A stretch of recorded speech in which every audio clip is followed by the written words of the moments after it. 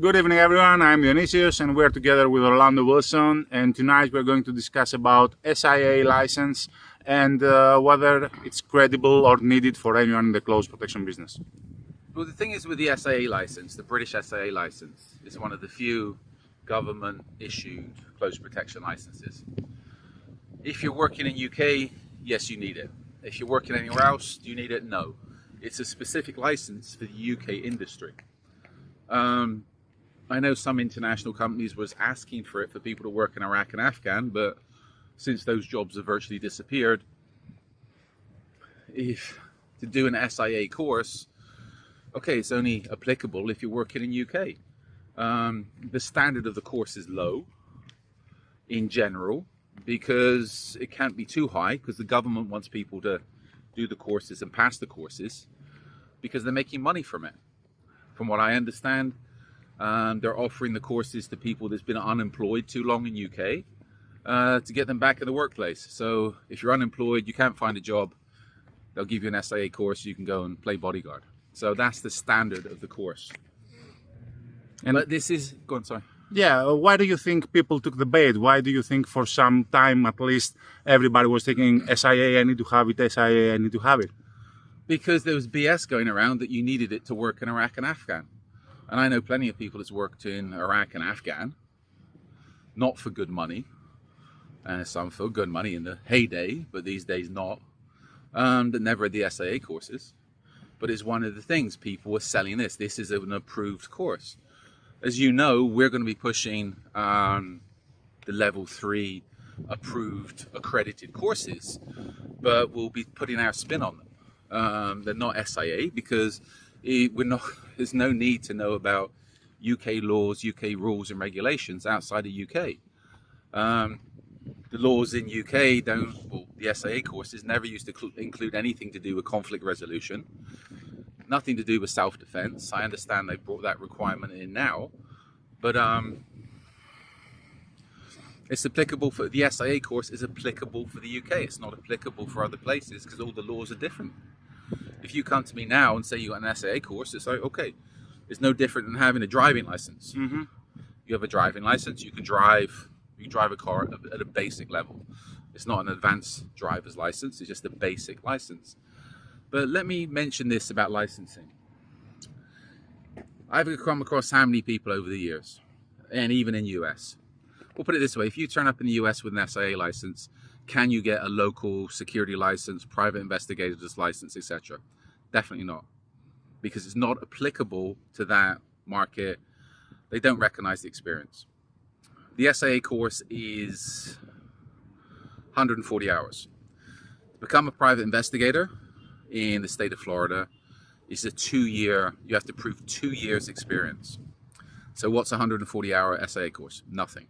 In the state of Florida, in most US states, it's private investigators that provide plainclothes security, i.e. executive protection.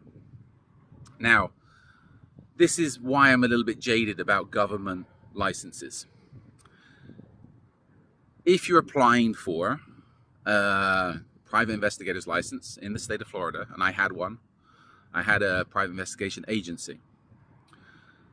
They don't recognize any executive protection experience or training that goes towards your 2 years experience. So you don't need any executive protection training or experience to get a private investigator's license in the state of Florida.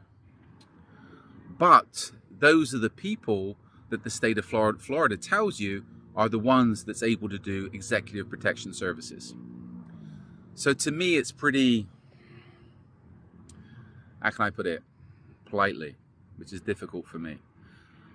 Pretty strange that you got people pushing themselves as private investigators, licensed executive protection specialists, where there's no requirement for them to have any experience or training to get the license that they're using, that they're telling people, validates them to be executive protection specialists. Okay. That's my whole take on the licensing, be it SIA or a lot of the other licensing.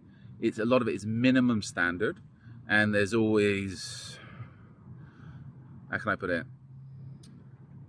I always look at people's experience, not the licenses. You need the license to work in the area, wherever you are, be it a Greek license, be it in the US, an individual state license. But I take it all with a big pinch of salt. So in the end, it is nothing more than marketing, right? For the SIA stuff, sure. If you're working in UK, you need the license. If you're not working in UK, there's no need to do an SIA course. We'll be pushing the level 3 CP course, the international accredited courses, because people want the accredited courses. But the thing is, with a lot of these courses, the 140-hour courses, that's like a minimum 2-week course. Okay, who's got the time and money to take off 2 weeks from work to go and do a licensing course? A lot of this initially, and I remember back in the day when all these longer courses came out, they were geared towards people leaving the British military, part of their resettlement.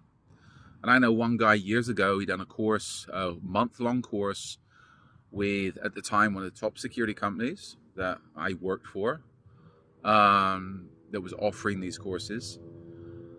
And I never done that course.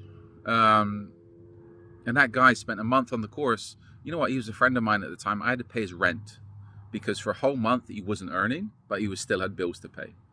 So before you do one of these long courses, you need to consider, are you going to be making the money back from it? The SIA courses, if you're working in UK, you have to do them. If you're not resident or working in UK, then there's no need to do an SIA course. It's BS. People telling you this is the best course, it's a minimum standard course because they're offering it to people for free. Okay, thank you very much, Orlando. Thank you for your time. If there is anything you'd like to know, any specific answer to any specific question, you can always use the comments below. Thank you very much. Good night.